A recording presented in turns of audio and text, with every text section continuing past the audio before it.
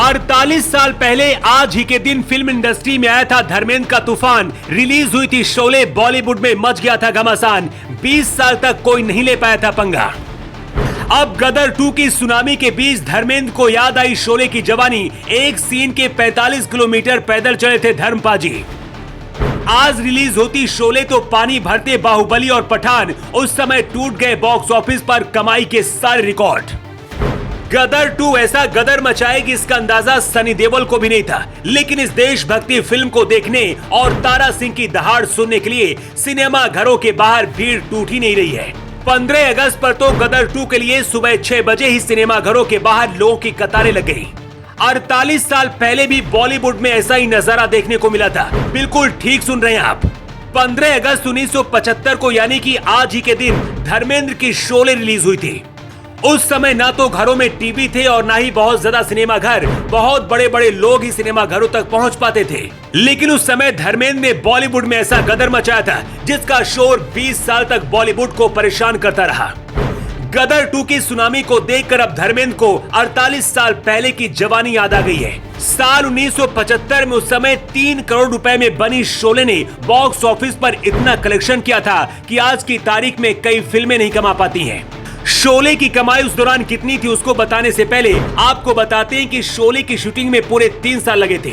ऐसा कहा जाता है कि उस समय अमिताभ बच्चन फिल्म इंडस्ट्री में बिल्कुल नए थे और उनको धर्मेंद्र ने इस फिल्म में मौका दिया था। फिल्म इतनी ज्यादा हिट हुई थी कि रातों रात अमिताभ बच्चन सुपरस्टार बन गए थे और फिर उनको अपनी फिल्मों में लेने के लिए डायरेक्टरों की लाइन लग गई थी। यानी शोले ने अमिताभ बच्चन की किस्मत को पूरी तरह से बदल दिया था। उस समय शोले से जुड़ा एक एक कलाकार अमर हो गया था, चाहे वो गब्बर का किरदार निभाने वाले अमजद खान थे या फिर ठाकुर के किरदार में संजीव कुमार। बसंती यानी हेमा मालिनी का तो उस समय क्या ही कहना था। इस फिल्म के लिए धर्मेंद्र को 45 किलोमीटर पैदल चलकर शूटिंग करनी पड़ी थी। फिल्म के बहुत से सीन तो ऐसे थे जिनकी शूटिंग में 1 साल से ऊपर का वक्त लग गया था। अब आपको बताते हैं कि शोले की कमाई कितनी हुई थी। 48 साल पहले उस समय शोले ने बम्पर कमाई करते हुए बॉक्स ऑफिस के सारे रिकॉर्ड तोड़ डाले थे। 3 करोड़ की लागत से बनी इस फिल्म ने 35 करोड़ का कलेक्शन किया था। आज की तारीख में अगर शोले रिलीज होती तो आपको बता दें कि 2000 करोड़ रुपए कम से कम कमाती। शोले का डंका 20 साल तक उस समय बॉलीवुड में ऐसा बजा था कि कोई फिल्म आसपास भी नहीं टिक पाई थी। आज गदर 2 को देखकर उस समय की याद आ गई है, क्योंकि जिस तरह से सनी देओल को हिंदुस्तान की जनता का प्यार मिल रहा है उसको देखते हुए लग रहा है कि गदर 2 भी इतिहास बनाएगी। 15 अगस्त के दिन तो गदर ने कमाई का छप्पर ही फाड़ दिया है। फिल्म 200 करोड़ के क्लब में तो दोपहर 12 बजे तक ही शामिल हो गई है। रात तक ये कलेक्शन 230 करोड़ पार करने की उम्मीद है।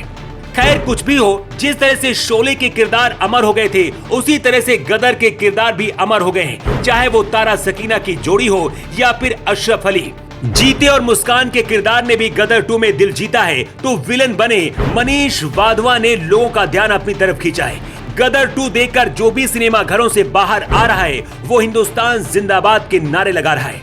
इससे साबित होता है कि सनी देओल के प्रति देश का प्यार कितना है। जिस तरह शोले ने अमिताभ बच्चन की किस्मत को बदल दिया, वैसे ही अब गदर 2 से भी कई कलाकारों की किस्मत बदलने वाली है।